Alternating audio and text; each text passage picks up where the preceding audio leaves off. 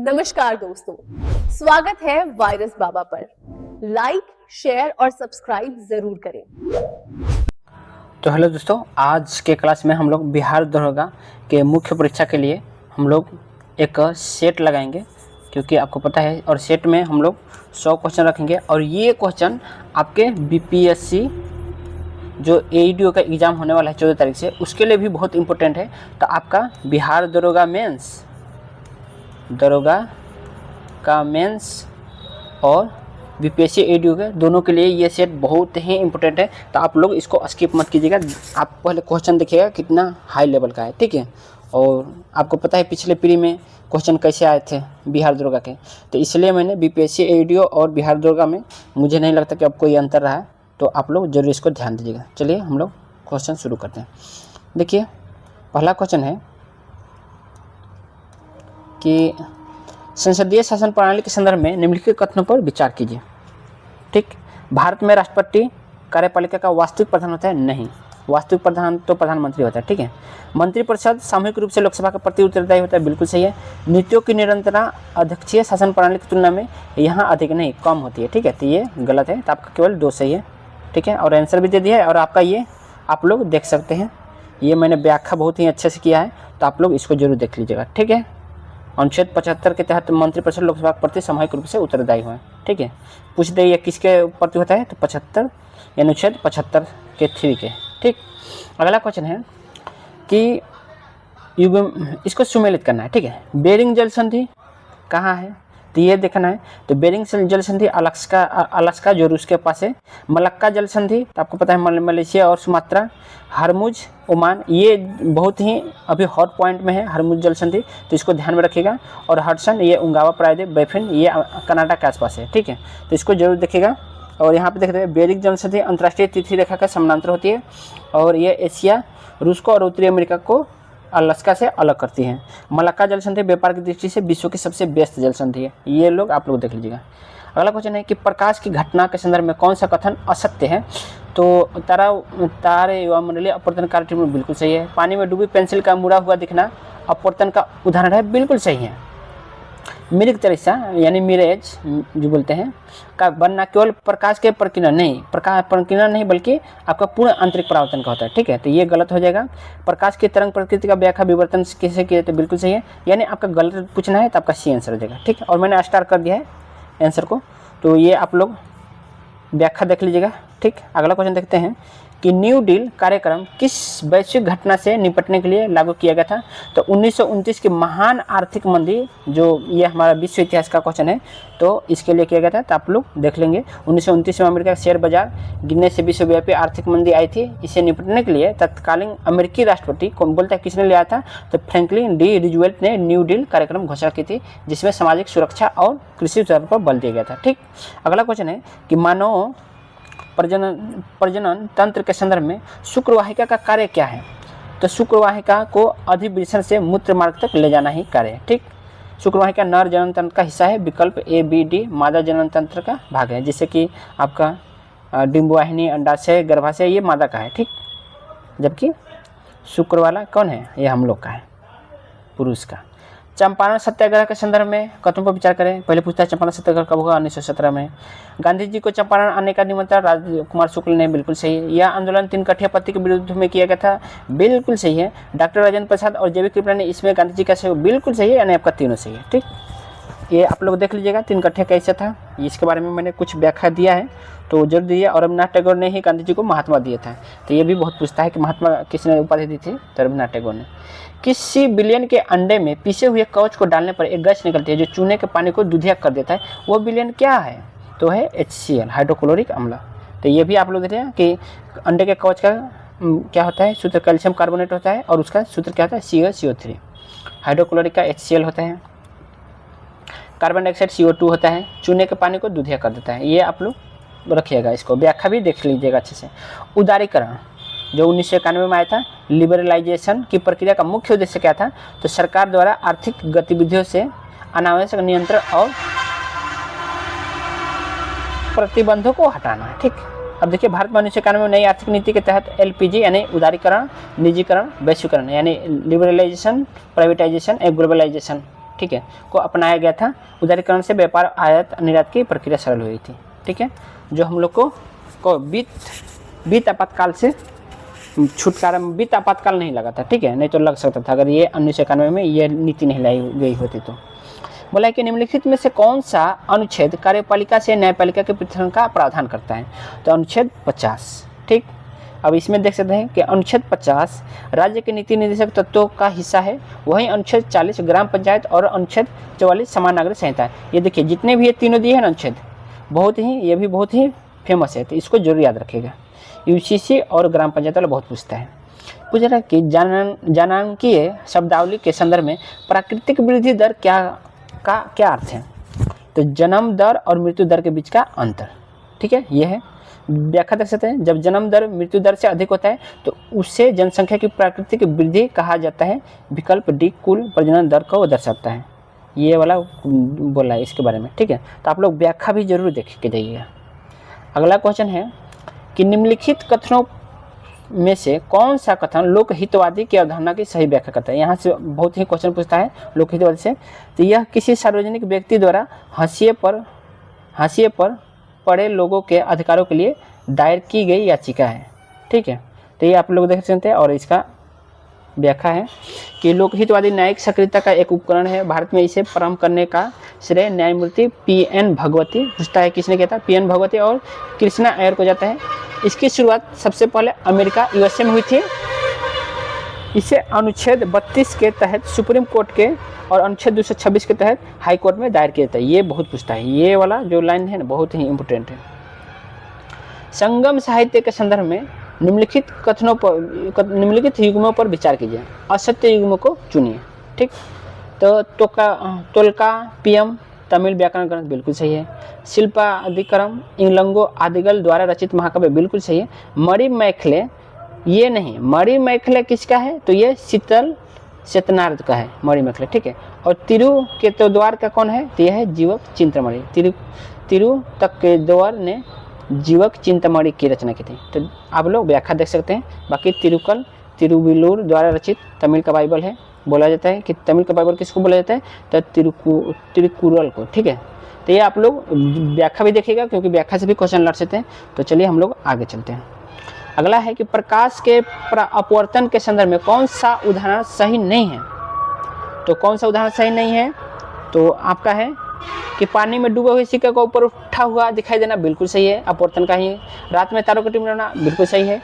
तालाब की गहराई का वास्तविक गहराई से कम परिवर्तन बिल्कुल सही है। अंतरिक्ष यात्री को आकाश का रंग काला दिखाई देना ये अपवर्तन का काम नहीं है। ठीक है, देखिए अब ये हमारा आंसर हो जाएगा। अंतरिक्ष यात्री को आकाश का रंग काला दिखाई देना प्रकाश के परिकिरण के अभाव के कारण होता है, न कि अपवर्तन के कारण। बाकी तीनों विकल्प प्रकाश के अपवर्तन के सटीक उदाहरण है। ठीक, व्याख्या देख लीजिएगा, बहुत ही बढ़िया है। अगला क्वेश्चन है कि निम्नलिखित घटनाओं को उनके कालानुक्रमिक क्रम में व्यवस्थित करें। पहले देखना है कौन कौन है। चंपारण सत्याग्रह कब हुआ था जी? तो 1917 में। ठीक, चौरी चौरा कांड ये 1922 में। ठीक, जलियांवाला बाग हत्याकांड 1919 में। ठीक, और खेड़ा सत्याग्रह 1918 में। ठीक, तो सबसे पहले ये आप लोग देख लीजिएगा, आपका बी आंसर हो जाएगा। और मैंने व्याख्या तो दे ही दिया है। अगला है कि भारतीय संविधान की 7वीं अनुसूची के तहत शिक्षा को किस सूची में रखा गया था? तो समवर्ती सूची में। ठीक, और व्याख्या आप देख सकते हैं कि शिक्षा पहले राज्य सूची का विषय था, लेकिन 42वें संविधान संशोधन 1976 के माध्यम से इसे राज्य सूची से हटाकर समवर्ती सूची में शामिल कर दिया। समवर्ती सूची पर केंद्र और राज्य दोनों का कानून बन सकते हैं। अगला है कि मिलान करना है। ठीक है, वैज्ञानिक है और उनका सिद्धांत और कार्य है। वुल्फगांग डोबराइनर का आपको पता है कि इसने त्रिक नियम दिया था, तो ये हो जाएगा।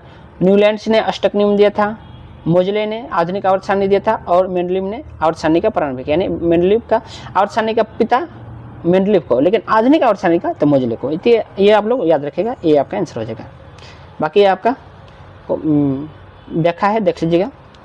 लैंड रेस निम्नलिखित में से किस पालतू पशु की एक प्रसिद्ध विदेशी नस्ल है? तो ये सुअर की है, लैंड रेस।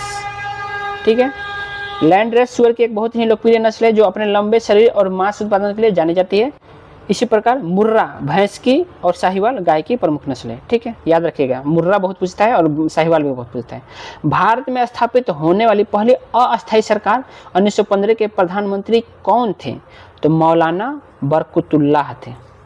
ठीक है, मौलाना बरकतुल्लाह। 1915 में अफगानिस्तान के काबुल में राजा महेंद्र प्रताप ने भारत की पहली अस्थायी सरकार बनाई थी। इसमें राजा महेंद्र प्रताप स्वयं राष्ट्रपति थे और मौलाना बरकतुल्लाह को प्रधानमंत्री बनाया था। ठीक है, कोशिका के संदर्भ में SER का मुख्य कार्य क्या है?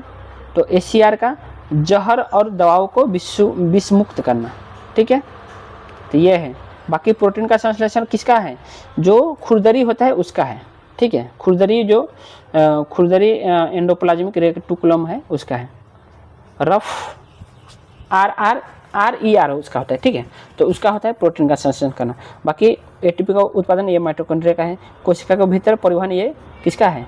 गोल्जी काय का है। ठीक है, तो बाकी आप लोग देख सकते हैं, इसका पूरा है व्याख्या। आर्थिक सर्वेक्षण 2025-26 के अनुसार भारत का विदेशी मुद्रा भंडार जनवरी 2026 तक कितना हो गया है? तो कितना? 701.4 अरब डॉलर हो गया है। याद रखिएगा, आर्थिक सर्वेक्षण से बहुत क्वेश्चन आते हैं। महान मंदी 1929 के प्रभावों को उभरने के लिए अमेरिका के किस राष्ट्रपति ने न्यू डील योजना लागू की? तो फ्रैंकलिन रूजवेल्ट। ये मैंने हम लोग देखा था। चलिए आगे बढ़ते हम लोग। इसमें 3 नियम लागे थे, रिलीफ, रिकवरी, रिफॉर्म। ये पूछता है कि कितने नियम थे? तो 3 R थे। 3R आज आप पूछ सकते हैं कि 3R का मतलब क्या होता है? निम्नलिखित में से कौन सा जीव सर्वाहारी श्रेणी के अंतर्गत आता है जो पौधों और जंतु दोनों पर निर्भर करता है? तो कौवा। ठीक है, गाय तो शाकाहारी, हिरण शाकाहारी, शेर मांसाहारी, कौवा दोनों। ठीक, आगे है। भारत के संविधान अनुच्छेद 72 के तहत राष्ट्रपति की विराम शक्ति का क्या अर्थ है? तो विशेष परिस्थितियों जैसे गर्भावस्था या विकलांगता के कारण सजा को कम करना। ठीक है, अनुच्छेद 72 में ना क्षमा दान का चीज़ है। ठीक है, तो ये आप लोग याद रखिएगा। विराम का अर्थ है अपराधी की किसी विशेष शारीरिक अवस्था को देखकर सजा कम करना। वहीं लघुकरण में सजा का स्वरूप बदला जाता है। जैसे लघुकरण का है कि बदल सकते हैं, और पूछा है कि विराम का क्या अर्थ है? तो विराम का उसकी जो बॉडी की शारीरिक अवस्था को देखकर सजा कम हो जाता है। और फिर पूछ दे कि लघुकरण का क्या मतलब? तो सजा का स्वरूप बदलना। ठीक, जैसे कि मृत्युदंड से उम्र कैद बना दे। ठीक, अगला है कि निम्नलिखित में से कौन सा स्थल बिहार में नौपसारी की संस्कृति का एक प्रमुख केंद्र रहा है, जहाँ से हड्डी के बने औजार प्रचुर मात्रा में मिले हैं? तो चिरांद, सारण। ठीक है, सारण जिला में। तो चिरांद याद रखिएगा, ये भी बहुत पूछता है। तो सारण जिले में स्थित चिरांद नवपसार काल का सबसे महत्वपूर्ण स्थल है। यहाँ से हिरण के सींगों से बने हुए उपकरण और औजार बड़ी संख्या में मिले हैं उस समय की उन्नत। और देखिए, मैं आपको बताता हूँ कि मुझे अगर टाइम मिलेगा ना तो मैं कुछ छोटा मेन पॉइंट है, मतलब जैसे कि थ्योरी के लिए मैं छोटा क्लास लाने वाला हूँ, थ्योरेटिकल, ताकि आप लोग का कॉन्सेप्ट तगड़ा हो जाए। और वहाँ से ही वहीं को मैं थ्योरी लाऊंगा, उसी टॉपिक का जहाँ से एग्जाम में आते हैं। तो जरूर देखिएगा, जब मैं लाऊंगा तो आप लोग देख लीजिएगा। इसलिए आप चैनल ना सब्सक्राइब कर ही लीजिए, क्योंकि ये चैनल आपके सक्सेस को और या आपके मेरिट लिस्ट में 1-2 नंबर जरूर बढ़ाएंगे। आर्थिक समीक्षा 2025-26 के अनुसार वर्तमान में भारत का टेली घनत्व यानी टेली डेंसिटी लगभग कितना प्रतिशत पहुंच गया है? तो 87.76%। भारत में दूरसंचार के विस्तार के लिए टेली घनत्व में लगातार वृद्धि हुई है। यह आंकड़ा देश में मोबाइल और इंटरनेट की पहुंच की तीव्रता को दर्शाता है। सूची 1 सूची को मिलान करना है। कंदुक खलिका, ये हमारा ना हड्डी जोड़ वाला का चीज़ है। ठीक है, कंदुक और खलिका ये किसका है? तो यह है सभी दिशाओं में गति होता है। ठीक है, कंदुक और खलिका सभी दिशाओं में। जैसे कि आपको पता है कि हम लोग का जो बाह होता है, यहाँ से हम लोग बाह को पूरा नचा सकते हैं 360 डिग्री में। धुराग संधि, ठीक, धुराग संधि ये गर्दन और सिरे का जोड़ना होता है। ठीक है, गर्दन जो हमारे गर्दन में जो खोपड़ी है ना, तो ये है धुराग संधि। हिंज संधि, तो हिंज संधि किसका है? तो ये एक ही दिशा में गति करता है। जैसे कि हमारा ये हिंज यहाँ पे है हाथ का, जैसे हम लोग का हाथ है तो केवल हम आगे पीछे मतलब केवल देखिएगा, जैसे कि ये यहाँ पे मैं अगर आपके सामने लाइव रहता ना तो आपको मैं बताता अपने बॉडी से ही करके। तो हिंज संधि ये हमारे एक ही दिशा में घूमता है। ठीक, अचल संधि गति न करने वाला।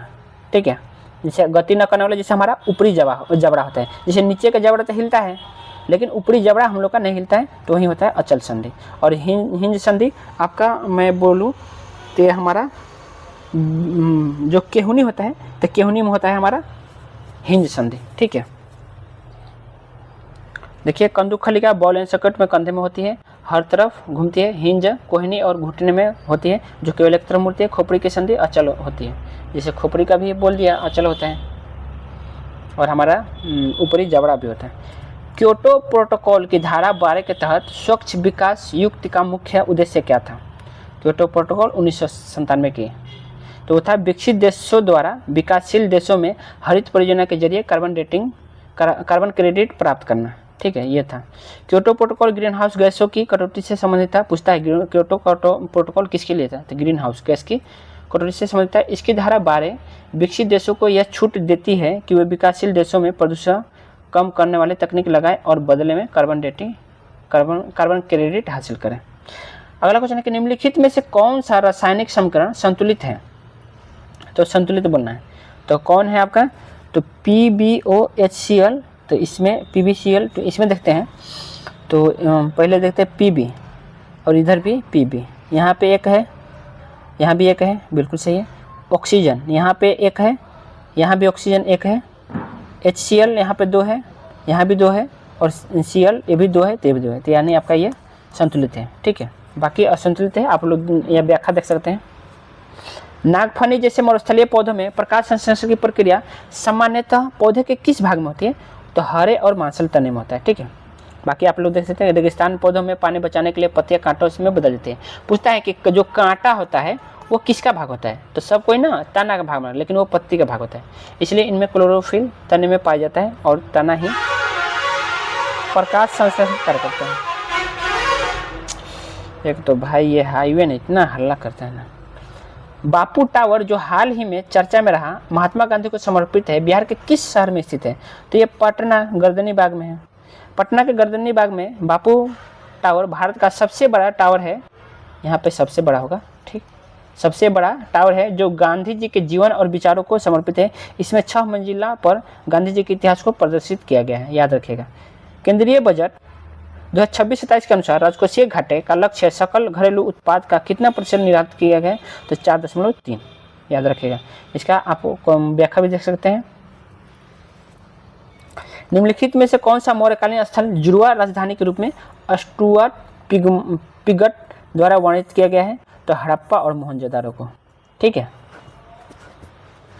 मौर्यकालीन स्थल जुड़वा राजधानी के रूप में, मौर्यकालीन स्थल नहीं ये, बल्कि हड़प्पा कालीन स्थल। ठीक है, तो हड़प्पा कालीन स्थल होगा, यहाँ पे मौर्यकालीन गलत है। ठीक है, तो हड़प्पा और मोहनजोदारो। ठीक है, प्रसिद्ध पुरातत्व स्टुअर्ट ने सिंधु घाटी सभ्यता के 2 सबसे बड़े केंद्रों हड़प्पा और मोहनजोदारो को एक विस्तृत साम्राज्य की जुड़वा राजधानी कहा था। दोनों शहर अपने उन्नत नगर नियोजन प्रणाली के लिए जाने जाते हैं। ठीक है, तो वहाँ पे मौर्यकालीन नहीं होगा बल्कि हड़प्पा कालीन होगा। एथेनॉल के संदर्भ में निम्नलिखित कथनों पर विचार करें। एथेनॉल कमरे के तापमान पर गैसीय अवस्था में होता है, गलत है। इसे गन्ने के रस से प्राप्त मोलेसस के किण्वन द्वारा तैयार किया जा सकता है, बिल्कुल सही है। तभी तो आप मीठा से पता है ना कि जो देसी दारू जो बनाते हैं लोग मीठे से ही बनाते हैं, तो वह गन्ना का ही तो होता है, तो ये बिल्कुल सही है। एथेनॉल को पेट्रोल में मिलाकर स्वच्छ ईंधन के रूप में उपयोग किया जाता है, बिल्कुल सही है। ठीक है, तो आपका 2, 3 सही है, बाकी आप लोग व्याख्या देख सकते हैं। ठीक है, भारतीय संविधान की किस अनुसूची में दल बदल विरोध कानून का प्रावधान किया गया है? तो 10वीं अनुसूची में। 10वीं अनुसूची को 52वां संविधान संशोधन 1985 के माध्यम से जोड़ा गया था। इसके तहत सांसदों या विधायकों द्वारा एक दल छोड़कर दूसरे दल में शामिल होने पर उसकी सदस्यता रद्द कर का प्रावधान आया। ठीक है, अगला क्वेश्चन देखते हैं। पायरुवेट से बोला है कि पायरुवेट के विखंडन से कार्बन डाइऑक्साइड, जल तथा ऊर्जा मुक्त होने की क्रिया कोशिका के किस अंग में होता है? तो होता है माइटोकॉन्ड्रिया।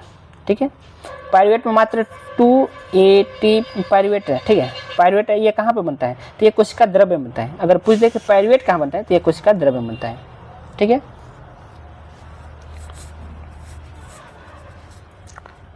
देखिए ग्लाइकोलाइसिस की प्रक्रिया कोशिका द्रव्य में होती है, जहां ग्लूकोज पायरुवेट में बदल जाता है, लेकिन ऑक्सीजन की उपस्थिति में पायरुवेट का आगे का पूर्ण ऑक्सीकरण माइटोकॉन्ड्रिया में होता है, जिसे केब्स चक्र बोला जाता है। तो यहाँ पर याद रखेगा। रिलीफ ऑफ लखनऊ नामक प्रसिद्ध पेंटिंग जो 1857 के विद्रोह पदार्थ है किसके द्वारा बनाई गई थी? तो थॉमस जॉन्स बर्कर द्वारा। ठीक, अब इसका देख लेगा। थॉमस जॉन बर्कर ने 1859 में यह पेंटिंग बनाई थी। इसमें ब्रिटिश सेना द्वारा लखनऊ पर पुनः नियंत्रण और कॉलिन कैंपबेल के स्वागत को दिखाया गया था। यह पेंटिंग ब्रिटिश विजय के प्रतीक के रूप में देखा जाता है। ठीक है, सम्मिलित करना है कि भारतीय दल अनुसंधान संस्थान। अब देखिए मैं आपको बता दूं कि मैं ये जो अनुसंधान देख रहे हैं ना, भारतीय दल अनुसंधान संस्थान, केंद्रीय आलू अनुसंधान संस्थान, राष्ट्रीय डेयरी अनुसंधान संस्थान, तो इसी का फुल फॉर्म इसी का ये होता है, सबका भाग ICR का भाग होता है। ठीक है, तो मैं और ICR में ही मैं अभी कार्यरत हूँ।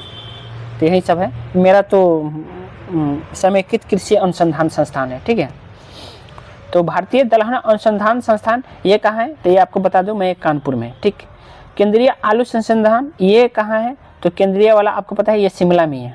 ठीक, राष्ट्रीय डेयरी अनुसंधान संस्थान कहाँ है? तो राष्ट्रीय डेयरी अनुसंधान संस्थान ये आपका करनाल में। ठीक, और इसमें यहाँ पे मुझको पता है कि यहाँ पे मेरे जान पहचान जो मेरे साइंटिस्ट है, मेरे जो रिपोर्टिंग ऑफिसर है, आप यहीं पे गए हुए हैं। ठीक है, राष्ट्रीय डेयरी अनुसंधान संस्थान में ही गए हुए हैं। भारतीय कृषि अनुसंधान संस्थान ये नई दिल्ली, जो इसका फॉर्म यही होता है ICAR। ठीक, तो ये नई दिल्ली में, इसका हेडक्वार्टर नई दिल्ली में। और मैं बता दूं राष्ट्रीय जो केंद्रीय आलू अनुसंधान संस्थान है ना, इसका शाखा आपका पटना में भी है, याद रखिएगा, ये आपका पटना भी है। और लीची का आपको पता है मुजफ्फरपुर में है। बाकी आप देख सकते हैं इसका फुल मतलब व्याख्या। अगला क्वेश्चन, भारतीय रिजर्व बैंक RBI के संदर्भ में निम्नलिखित में से कौन सा कार्य नहीं है? तो मौद्रिक नीति का क्रियान्वयन करना बिल्कुल सही है। बैंकों को बैंक के रूप में बिल्कुल सही। विदेशी मुद्रा भंडार का प्रबंधन बिल्कुल सही। आम लोगों को सीधे व्यक्तिगत ऋण प्रदान करना ये नहीं है, ये तो बैंकों का काम होता है, ना कि रिजर्व बैंक का काम होता है। ठीक है, ये गलत है और यही पूछा था, तो आपका आंसर यही हो जाएगा। ठीक है, कि निम्नलिखित में से कौन सा राज्य भारत में मक्का का शीर्ष उत्पादक राज्य है? तो कर्नाटक। नवीनतम कृषि आंकड़ों के अनुसार भारत में मक्का उत्पादन में कर्नाटक प्रथम स्थान पर। मक्का एक ऐसी फसल है जिसका उपयोग भोजन और चारे के साथ साथ औद्योगिक स्टार्च बनाने में भी होता है। और मैं आपको एक बता दूं कि ना आजकल ना मक्का से मीठा भी बन सकता है। ठीक है, और ये मीठा और अच्छा है क्योंकि इस मीठा में कम ग्लूकोज होता है। तो ये मीठा जो मक्का से मीठा जो बनेगा ना, मक्का के जो आप जो जिससे उसका पौधा है, जो डांट है उसका, तो मक्का के डांट से जैसे मक्का का डांट और जो गन्ना का डांट है बिल्कुल एक जैसा होता है, लेकिन गन्ना मीठा होता है, मक्का थोड़ा कम मीठा होता है। लेकिन इससे भी आप चीनी बना सकते हैं, जो कि डायबिटीज़ के लिए, डायबिटीज़ जो है उनके लिए मीठा भी बना सकते हैं। तो डायबिटीज़ वालों के लिए मक्का का सबसे अच्छा रहेगा। ठीक, क्योंकि कम शुगर रहेगा। मिनांडर मिलिंद जो एक प्रसिद्ध हिंदी यूनानी शासक थे, ने किस बौद्ध भिक्षु से बौद्ध धर्म की दीक्षा ली थी? तो नागसेन। हिंदू यूनानी राज मिनांडर और बौद्ध भिक्षु नागसेन के बीच संवाद को प्रसिद्ध बौद्ध ग्रंथ किसमें बहुत पूछता है? मिलिंद पन्हो में संकलित किए गए। इसी संवाद के बाद मिनांडर ने बौद्ध धर्म को स्वीकार कर लिया था। गुप्तकालीन राज्य प्रशासन के संदर्भ में निम्नलिखित कथनों पर विकल्प प्रशासनिक इकाइयों की सही आरोही क्रम करें। तो पहले है ग्राम, विथिया, विषय, भुक्त, राज्य। ये आप लोग याद रखिएगा। गुप्त काल के प्रशासन की सबसे छोटी इकाई ग्राम थी। ग्रामों के समूह को विथिया, जिलों को विषय, प्रमुख विषयपति थे, प्रांतों को भुक्ति और प्रमुख उपरिक्त थे। इसका प्रमुख कौन था? उपरिक्त था कहा जाता था। और राज्य सबसे बड़ी इकाई थी। तो याद रखिएगा कौन कौन? ग्राम, विथिया, विषय, भुक्ति और राज्य। राष्ट्रीय मानवाधिकार आयोग NHRC के संदर्भ में निम्नलिखित कथनों पर विचार करें।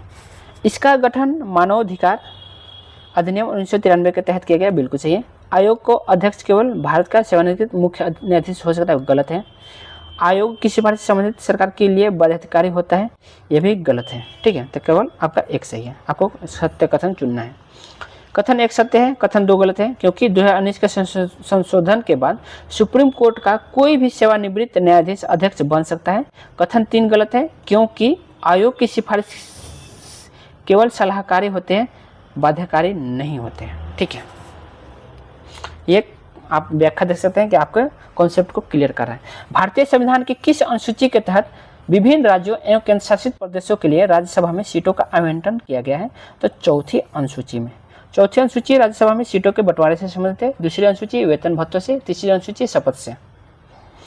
1897 में पुणे के प्लेग कमिश्नर रैंड और लेफ्टिनेंट आयरेस्ट की हत्या निम्नलिखित में से किसने की? तो वो चापेकर बंधुओं ने किया था। दामोदर हरि चापेकर और बालकृष्ण हरि चापेकर ने पुणे में प्लेग के दौरान कमिश्नर रैंड द्वारा किए गए अत्याचारों को बदला लेने के लिए उनकी हत्या कर दी। यह भारत में क्रांतिकारी आतंकवाद की पहली महत्वपूर्ण घटना मानी जाती है। लेकिन यहाँ पर आतंकवाद नहीं मानना चाहिए था, ठीक है, आतंकवाद ये गलत है।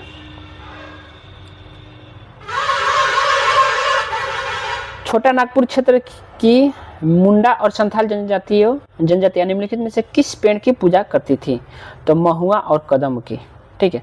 मुंडा और संथाल जनजातियां प्रकृति पूजक होती थी और वे विशेष रूप से महुआ और कदम के पेड़ों की पूजा करती है, जबकि बिहार और उड़ीसा में जनजातियां विवाह के दौरान इमली और आम की पूजा करती हैं। हाँ, ये सही है। विद्युत परिपथ में फ्यूज तार निम्नलिखित में से किस सिद्धांत पर कार्य करता है? तो विद्युत धारा का तापीय प्रभाव पर यानी हीटिंग पर काम करता है। फ्यूज तार का गलनांक बहुत कम होता है, जबकि परिपथ में अत्यधिक धारा प्रवाहित होती है तो उष्मा के कारण यह तार पिघल जाता है, परिपथ टूट जाता है, जिसके उपकरण सुरक्षित हो जाते हैं। यह जूल के तापन नियम पर आधारित है, ठीक है। फ्यूज का तार का गलनांक कम होता है लेकिन उसका प्रतिरोध अधिक होता है, याद रखिएगा।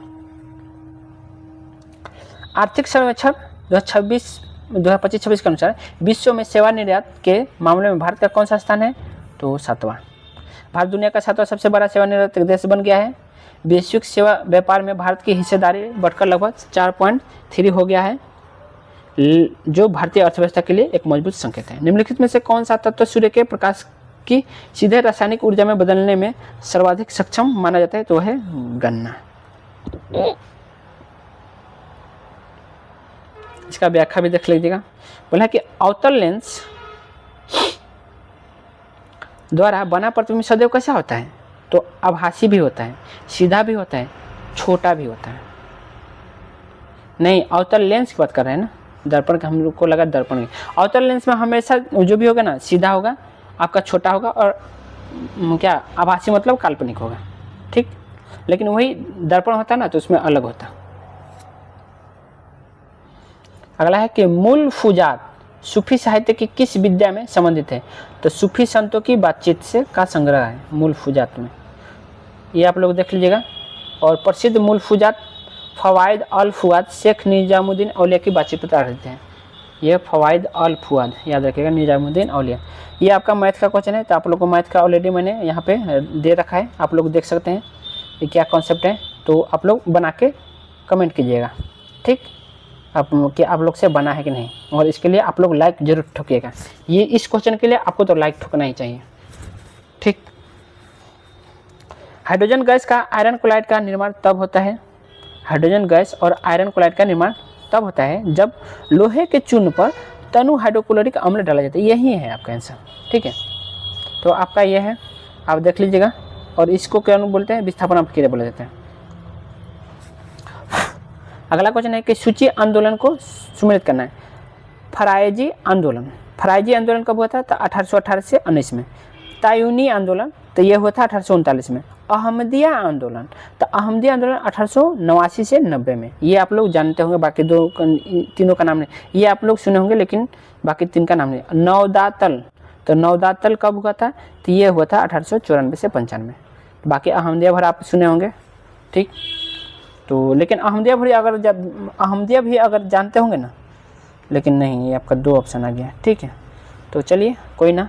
देखिए, फरायजी आंदोलन बंगाल में हाजी सरायतुल्लाह द्वारा शुरू किया गया था। अहमदिया आंदोलन की शुरुआत मिर्जा गुलाम अहमद ने की थी। नवदातल उलेमा लखनऊ में स्थापित हुआ था, ठीक।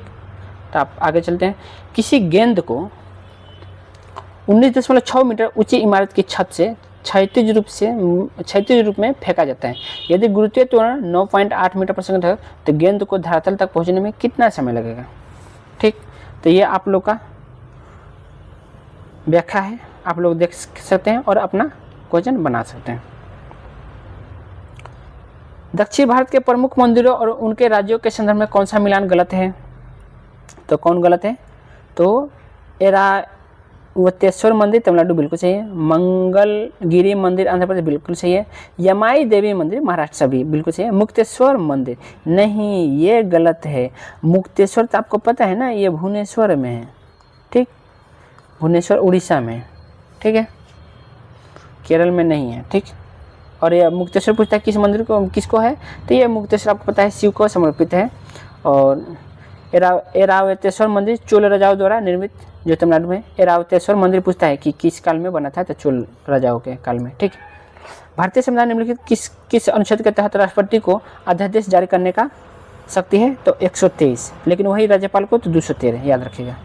और 110 में क्या है, तो धन विधेयक है, ठीक। निम्नलिखित में से कौन सा अंग समजात अंगों का सही उदाहरण है, तो पक्षी के पंख और तितली को ना ना ना ना ना, ना। समजात अंगों का सही उदाहरण बोला, तो मनुष्य का हाथ और कुत्तों के अग्रपाद, ये आपका बिल्कुल समजात अंगों का है। समजात अंग वे होते हैं जिनकी मूल संरचना और उत्पत्ति समान होती है लेकिन कार्य भिन्न हो सकते हैं। मनुष्य का हाथ और कुत्ते का अगले पैर की हड्डियों की बनावट एक जैसी होती है। विकल्प ए समरूप अंगों का उदाहरण है। समरूप अंगों का उदाहरण पूछे तो ये सही था, ठीक है। समरूप अंग यानी पक्षी के पंख और तितली के पंख, ठीक है, ये समरूप अंग में आ गए। लेकिन समजात अंग यहाँ पूछा था ना, बहुत लोग कंफ्यूज होंगे और इसको सही मार के बढ़ जाएंगे। अगला है कि विस्थापन और तय की गई दूरी के अनुपात के संदर्भ में कौन सा कथन सत्य है। यह हमेशा 1 से अधिक होगा, यह हमेशा 1 के बराबर या 1 से कम होगा। तय की दूरी के अनुपात के संदर्भ में कौन सा कथन सत्य है, ये बिल्कुल सही, ठीक है। विस्थापन दो बिंदुओं के बीच की न्यूनतम दूरी होती है जबकि दूरी वास्तविक पथ की लंबाई होती है। विस्थापन कभी भी दूरी से अधिक नहीं हो सकता है, इसलिए इनका अनुपात हमेशा 1 यानी, ठीक है। मतलब दूरी से ये बोला है, मतलब विस्थापन है ना, वो दूरी से ज़्यादा नहीं हो सकता है बल्कि वह 1 से या तो 1 के बराबर होगा या तो 1 से कम होगा, ठीक है। निम्नलिखित में से किस भारतीय क्रांति की जननी कहा जाता है, तो मैडम भिखाजी कामा को, ठीक। मैडम कामा ने 1907 में जर्मनी के स्टटगार्ट में पहली बार भारतीय तिरंगा फहराया था। वे पेरिस के क्रांतिकारी गतिविधियों का संचालन करती थी और भारतीय स्वतंत्रता के लिए अंतर्राष्ट्रीय समर्थन जुटाई थी, ठीक है। बेंजीन के लिए n का मान क्या होगा, तो आपको पता है 6 होता है। बेंजीन का अणुसूत्र C6H6 और इसका मूलानुपात सूत्र CH है। अणुसूत्र भार तो ये आप लोग याद देख लीजिएगा, ये अपना इतना नहीं पूछेगा। यदि 3 tan थीटा 4 हो तो 3 tan theta plus 2 cos theta और 3 sin theta minus 2 cos theta का मान ज्ञात कीजिए, ठीक है। तो आप लोग को ये देख सकते हैं कि tan थीटा को direct sin theta but cos theta में कर दिया है, तो sin थीटा का मान 4 और 3 का मान cos थीटा का मान 3। तो इस तरह से आप डायरेक्ट मान रख के आंसर बना दिया और ऐसे ही बनता है इजी रूप से, तो आप लोग देख सकते हैं। बिहार में साइंटिफिक सोसाइटी की स्थापना निम्नलिखित में से किसने की थी, तो इमादाद अली खान ने की थी। मुजफ्फरपुर में 1868 में सैयद इमदाद अली खान ने साइंटिफिक सोसाइटी की स्थापना की थी और इसका उद्देश्य स्थानीय लोगों के बीच आधुनिक विज्ञान और शिक्षा को बढ़ावा देना था। नोट, सर सैयद अहमद खान ने गाजीपुर में ऐसे ही संस्था बनाई थी, याद रखिएगा। अगला है कि मृदा स्वास्थ्य कार्ड योजना यानी सॉइल हेल्थ कार्ड स्कीम के संदर्भ में निम्नलिखित कथनों पर विचार करें। इसकी शुरुआत 2015 में सूरतगढ़ से हुई थी, बिल्कुल सही है। इसका नारा स्वस्थ धारा खेत हरा, बिल्कुल सही है। यह कार्ड मिट्टी के बारे में महत्वपूर्ण मापदंड, बिल्कुल सही है। तो आपका तीनों सही हो जाए। आगे देखते हैं। चोल राजा राजराज प्रथम ने भगवान शिव को समर्पित राजराजेश्वर मंदिर बृहदेश्वर मंदिर का निर्माण, राजराजेश्वर मंदिर का ही नाम बृहदेश्वर मंदिर का निर्माण कहाँ करवाया था, तो तंजावुर में कराया था, ठीक। अगला है कि वैश्विक आतंकवाद सूचकांक GTI 2025 के अनुसार आतंकवाद से प्रभावित देशों की सूची में भारत का कौन सा स्थान है, तो 13वां है।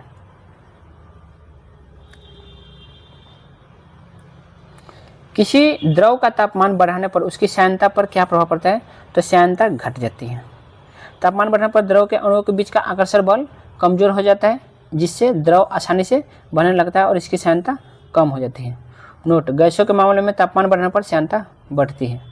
देखिए यही द्रव में घट जाता है लेकिन यही गैस होता है तो बढ़ जाता है, ठीक है। तो ये बहुत ही अच्छा पॉइंट है, तो देख लीजिएगा। भारतीय संविधान के किस अनुच्छेद में वार्षिक वित्तीय विवरण का उल्लेख किया गया है, तो 112 में, ठीक। पूछ देना। देखिए बजट शब्द का हमारे संविधान में कहीं उपयोग नहीं किया गया है, उसके लिए कौन किया गया है, तो वार्षिक वित्तीय विवरण किया गया है। देखिए 110 में धन विधेयक है और 280 में वित्त आयोग है। बहुत पूछता है वित्त आयोग भी और धन भी। और 360 में तो आपको पता है वित्तीय आपातकाल है। इंसुलिन हार्मोन के संदर्भ में निम्न को कौन सा कथन गलत है? तो यह अग्नाशय की लैंगरहैंस द्विप्रकाश की बीटा कोशिकाओं से स्रावित होता है, यह बिल्कुल सही है। यह रक्त में ग्लूकोज की मात्रा को नियंत्रित करता है, बिल्कुल सही है। इसकी अधिकता से मधुमेह रोग हो जाता है, नहीं, इसकी कमी से होता है, ठीक है, तो यह गलत है। यह एक पेप्टाइड हार्मोन है, बिल्कुल सही है। तो आप लोग देख सकते हैं व्याख्या में। तो हम लोग चलते हैं आगे। मुद्रास्फीति यानी इन्फ्लेशन के समय किस वर्ग को सर्वाधिक लाभ होता है? तो मैंने बताया था जो कर्जा लेता है उसको बहुत फायदा होता है, ठीक। देखिए यहाँ पे मुद्रास्फीति के दौरान मुद्रा का मूल्य घट जाता है, ऋणी को लाभ होता है क्योंकि उसने जब पैसा लिया था तब उसकी क्रय शक्ति अधिक थी और चुकाते समय उसमें कम क्रय शक्ति वाला पैसा देना पड़ता है। स्थिर आय वाले वर्ग को इसमें नुकसान होता है, जो देता है उसको होता है, इसलिए कभी भी पैसा ब्याज में दिया जाता है। 1920 में ताशकंद में भारतीय कम्युनिस्ट पार्टी की स्थापना निम्नलिखित से किसने की थी? तो M.N. राय ने किया था। मानवेंद्र नाथ रॉय ने 17 अक्टूबर 1920 को ताशकंद में भारतीय कम्युनिस्ट पार्टी की स्थापना की थी। भारत के भीतर कानपुर में 1925 में सत्य भक्त ने इसकी विधिवत स्थापना की थी।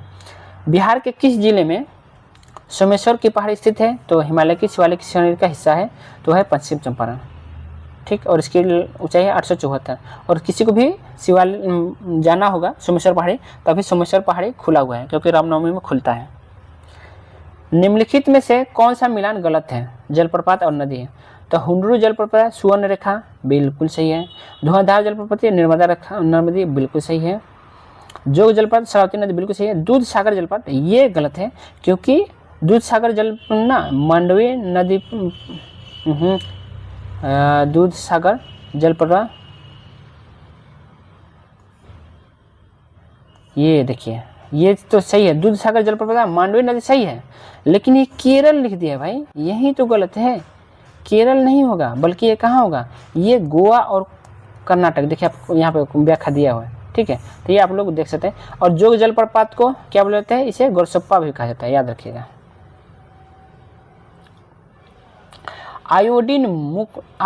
आयोडीन युक्त नमक में निम्नलिखित से क्या मिला जाता है? तो पोटेशियम आयोडाइड या पोटेशियम आयोडेट मिला जाता है। साधारण नमक में पोटेशियम आयोडाइड की बहुत कम मात्रा मिलाई जाती है। यह शरीर में थायराइड ग्रंथि को सुचारू रूप से कार्य करने को और घेंघा रोग से बचाने के लिए आवश्यक है। भारतीय संविधान के किस अनुच्छेद के तहत वित्त आयोग का गठन किया गया? तो 280, ठीक। और इसका व्याख्या भी देख लीजिएगा। 16वें वित्त आयोग कौन है? अरविंद पनगढ़िया। ये क्वेश्चन कहीं ना कहीं जरूर पूछेगा आपके एग्जाम में। निम्नलिखित में से कौन सा विटामिन घाव भरने में सर्वाधिक सहायक होता है? तो विटामिन सी। और विटामिन सी का नाम एस्कॉर्बिक एसिड है, ठीक है। और इससे रोग क्या होता है? एस्कॉर्बिक रोग होता है। महारानी विक्टोरिया को किस वर्ष भारत की सामग्री घोषित किया गया था? तो 1877 में। सम्राज्ञी, इम्प्रेस ऑफ इंडिया। 1877 में दिल्ली दरबार में दौरान लॉर्ड लिटन के कार्यकाल में महारानी विक्टोरिया को केसर ए हिंद की उपाधि दी गई। उन्हें भारत की सम्राज्ञी घोषित किया गया। नोट 1858 में भारत का शासन कंपनी के ताज में हाथ में गया था, ठीक है। तो बहुत लोग ना यहाँ पे 1858 लोग मारता होगा, ठीक है, और मारा भी है बहुत। एग्जाम में जब आया था ना तो लोग 1858 मारा था, जबकि गलत है, ठीक। अगला क्वेश्चन है कि प्रकाश के किस घटना के कारण ही हीरा अत्यधिक चमकता है? तो प्रकाश के पूर्ण आंतरिक परावर्तन के कारण। तो दोस्तों अगर आप लोग को वीडियो अच्छा लग रहा है ना तो लाइक कर देना, क्योंकि आप लोग लाइक वाइक नहीं करते हैं। हमको देखते हैं कि बहुत लोग देखे होते हैं लेकिन लाइक में कंजूसी करते हैं, पता नहीं लाइक करने में पैसा लगता है क्या। स्वतंत्र भारत की पहली तेल शोधन 1954 में कहाँ स्थापित की गई थी? तो मुंबई, महाराष्ट्र, ठीक है। भारत की पहली तेल शोधन 1901 में डिगबोई असम में लगी थी, लेकिन स्वतंत्र भारत की पहली रिफाइनरी 1954 मुंबई में, ठीक है। तो यहाँ पे ना बहुत लोग ना डिगबोई मार के आता है जल्दबाजी में, लेकिन स्वतंत्र भारत बोला है। पौधों में जाइलम उत्तक का मुख्य कार्य क्या है? तो जल और खनिज का ऊर्ध्वाधर। तो बाकी देख ले सकते हैं, और मैंने टॉपिक वाइज भी कराया है। तो उसमें यह क्वेश्चन है, असहयोग आंदोलन को स्थगित करने का मुख्य कारण क्या था?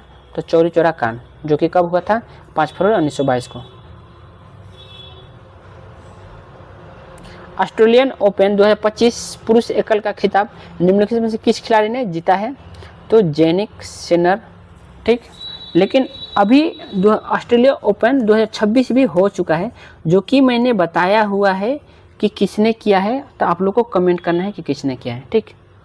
और मैंने ग्रैंड स्लैम का क्लास ही करा है, तो आप लोग उसमें देख सकते हैं। 4 ही ग्रैंड स्लैम है कौन कौन, तो वो आप लोग जरूर देख लीजिएगा, वीडियो है पड़ा हुआ, आप लोग वीडियो देख लीजिएगा चैनल में जाके, सबसे नीचे में होगा, जाके देखिएगा। तो निम्नलिखित में से कौन सा कृत्रिम मधुरक सबसे अधिक सफल और व्यापक रूप से उपयोग किया जाता है, तो एस्पार्टम, ठीक है, एस्पार्टम है। एस्पार्टम चीनी से लगभग 200 गुना अधिक मीठा होता है। इसका उपयोग मुख्य रूप से ठंडे खाद्य पदार्थों और पेय पदार्थों जैसे डाइट सोडा में किया जाता है, क्योंकि यह खाना पकाने तापमान पर स्थिर नहीं रहता है। अगला है कि स्वर्ण जयंती ग्राम स्वरोजगार योजना का नाम बदलकर अब क्या कर दिया गया है, तो राष्ट्रीय ग्रामीण आजीविका मिशन रख दिया गया है, NRLM, ठीक है। तो ये व्याख्या है, देख लीजिएगा। तत्वबोधिनी सभा की स्थापना 1829 में कलकत्ता में किसके द्वारा की गई थी, तो देवेंद्रनाथ टैगोर के द्वारा, ठीक। बाकी ये आप लोग देख लीजिएगा। शॉक थेरेपी का संबंध मुख्य रूप से किस राजनीतिक आर्थिक घटना से है, तो सोवियत संघ के पतन के बाद साम्यवाद से पूंजीवाद की ओर संक्रमण। तो ये है, आपको देख लीजिएगा, बहुत ही ये इम्पोर्टेंट है, ये इतिहास का है, विश्व इतिहास का है, ठीक। यहाँ पे मिलान करना है। मेनिंजाइटिस किससे होता है, तो ये विषाणु से होता है। एथलीट फुट ये कवक से होता है। रोग होता है जो सोने वाला रोग होता है, ये प्रोटोजोआ से होता है। और काली खांसी आपको जीवाणु से होता है, ठीक। तो ये आप लोग देख लीजिएगा। बिहार विधानसभा में ये व्याख्या भी है। बिहार विधानसभा में अनुसूचित जाति के लिए कुल कितनी सीटें आरक्षित हैं, तो 38, ठीक। बिहार विधानसभा की कुल 243 सीटों में 38 सीटें अनुसूचित जाति के लिए और 2 सीटें अनुसूचित जनजाति के लिए हैं, ठीक है। लोकसभा के मामले में बिहार की 40 सीटों में से 6 सीटें SC के लिए आरक्षित हैं।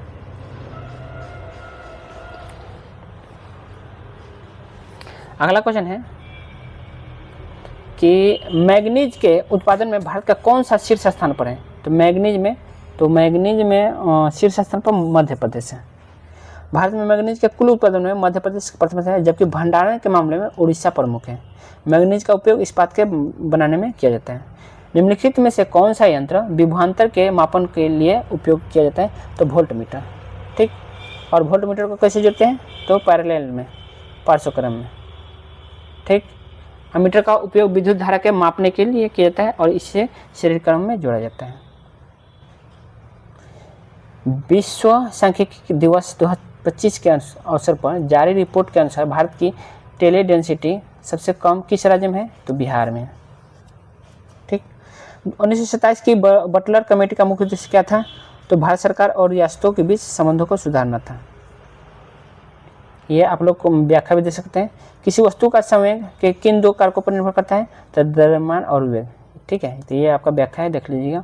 मानव विकास सूचकांक के अनुसार भारत को किस श्रेणी में रखा गया है, तो मध्यम मानव विकास। निम्नलिखित में से कौन सी गैस ग्रीन हाउस गैस नहीं है, तो आर्गन ग्रीन हाउस गैस नहीं है, बल्कि ये अक्रिय गैस है। अगला है, बिहार के किस जिले में डॉल्फिन रिसर्च सेंटर है स्थापित किया गया है, भारत का पहला, तो वह भारत का पहला बोले तो पटना में। पटना विश्वविद्यालय में परिसंगम में गंगा में किनारे भारत का पहला राष्ट्रीय डॉल्फिन अनुसंधान संस्थान बनाया गया है। नोट, विक्रमशिला डॉल्फिन अभयारण्य भागलपुर में है।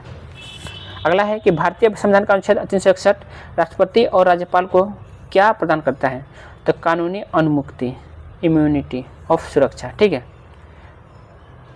आगे देखते हैं, आप लोग कॉन्सेप्ट देख लीजिएगा। रजत क्रांति यानी सिल्वर रिवॉल्यूशन का संबंध किसके उत्पादन में है, तो अंडा और पोल्ट्री उत्पादन से, ठीक है। और धूसर उर्वरक से, श्वेत क्रांति दूध से। 1913 में अनुशीलन समिति की एक शाखा पटना में किसने स्थापित किया था, तो सचिंद्र नाथ सन्याल ने। अगला है कि प्लास्टर ऑफ पेरिस पीओपो को वायुबंद डिब्बों में क्यों रखा जाता है, क्योंकि यह नमी से क्रिया करके कठोर जिप्सम में बदल जाता है, इसलिए, ठीक। पीओपी का सूत्र देख लेना, ये पीओपी का नहीं बल्कि ये जिप्सम का सूत्र है। पीओपी का सेम होता है, लेकिन यहाँ 2 की जगह में 1/2 होता है, ठीक। आर्थिक समीक्षा 2025-26 के अनुसार भारत दुनिया की कौन सी सबसे बड़ी अर्थव्यवस्था है, तो 5वीं। नमस्कार दोस्तों, स्वागत है वायरस बाबा पर। लाइक, शेयर और सब्सक्राइब जरूर करें।